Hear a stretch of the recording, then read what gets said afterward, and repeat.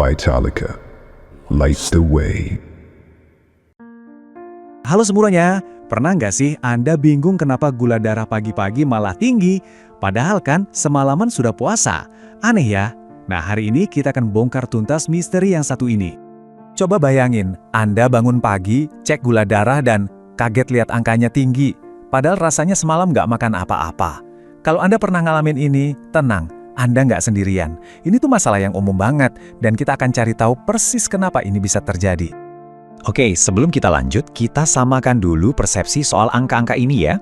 Jadi yang namanya tes gula darah puasa, itu mengukur glukosa setelah kita nggak makan minimal 8 jam. Menurut American Diabetes Association, angka di bawah 100 itu normal. Kalau 100 sampai 125, itu masuknya pradiabetes. Dan kalau sudah 126 atau lebih, itu indikasi diabetes.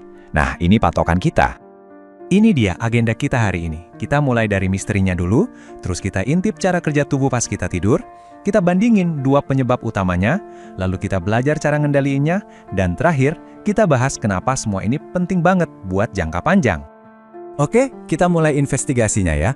Jadi gini, waktu kita tidur, tubuh kita itu sebenarnya nggak benar-benar istirahat.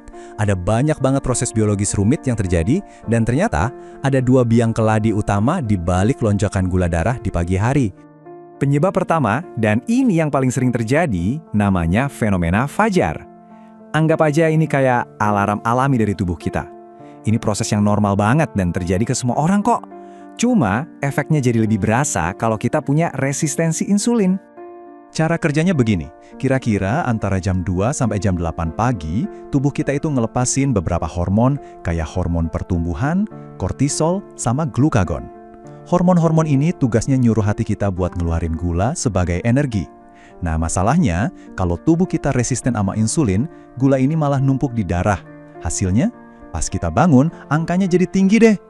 Sekarang tersangka kedua, yang ini agak lebih jarang, namanya efek Somogyi. Nah, kalau yang ini ceritanya beda. Ini tuh semacam reaksi kaget atau reaksi berlebihan dari tubuh. Gula darah kita sempat turun terlalu rendah banget di tengah malam, terus tubuh kita panik dan ngelepasin banyak hormon buat naikin lagi. Saking paniknya, naiknya keterlaluan, jadilah ada lonjakan balasan. Terus, gimana cara kita curiga kalau ini efek Somogyi? Coba perhatiin deh, ada beberapa tanda. Misalnya bangun-bangun kepala pusing, atau malamnya keringatan banget sampai basah, atau bahkan mimpi buruk dan pas bangun rasanya cemas. Ini semua tuh kode dari tubuh ngasih tahu ada drama pas kita lagi tidur. Oke, jadi kita punya dua tersangka nih, fenomena fajar sama efek Somogyi.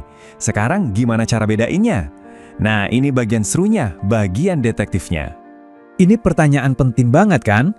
Soalnya, cara menanganinya itu beda, jadi kita harus tahu persis mana penyebabnya. Tenang, ada cara yang cukup jelas kok buat cari tahu. Kuncinya adalah tes jam 3 pagi. Ya, memang harus bangun tengah malam ya, tapi ini penting. Coba lakukan selama beberapa malam. Logikanya gini, kalau jam 3 pagi gula darah Anda normal atau malah tinggi, terus pas bangun naik lagi, nah itu kemungkinan besar fenomena fajar. Tapi, kalau jam 3 pagi gula darah Anda malah drop atau rendah, terus pas bangun melonjak tinggi, itu baru efek Somogyi. Beda banget kan polanya? Kelihatan jelas di sini. Nah, setelah kita tahu siapa biang keladinya, sekarang waktunya kita ambil alih kendali. Di bagian ini, kita akan bahas langkah-langkah praktis yang bisa langsung Anda coba malam ini juga untuk mendapatkan angka pagi yang lebih baik. Poin utamanya ini ya, pagi yang lebih baik itu dimulai dari malam sebelumnya. Apa yang kita lakukan beberapa jam sebelum tidur itu ngaruhnya gede banget ke angka gula darah kita besok pagi. Yuk kita pecah jadi 3 langkah simpel. Pertama, makan malam yang cerdas. Fokus ke protein dan sayuran yang gak banyak karbohidratnya. Kedua, ini dia yang paling ampuh. Jalan santai aja 15-30 menit setelah makan. Ini ngebantu otot kita nyedot kelebihan gula. Ketiga, khusus kalau Anda curiga kena efek Somogyi, coba deh makan camilan kecil berprotein sebelum tidur. Ini bisa bantu cegah gula darah ngedrop di tengah malam. Selain soal makanan dan olahraga, ada 2 hal lagi yang sering banget kita lupakan, padahal penting banget untuk kontrol gula darah, kualitas tidur dan cara kita mengelola stres. Kenapa sih ini penting?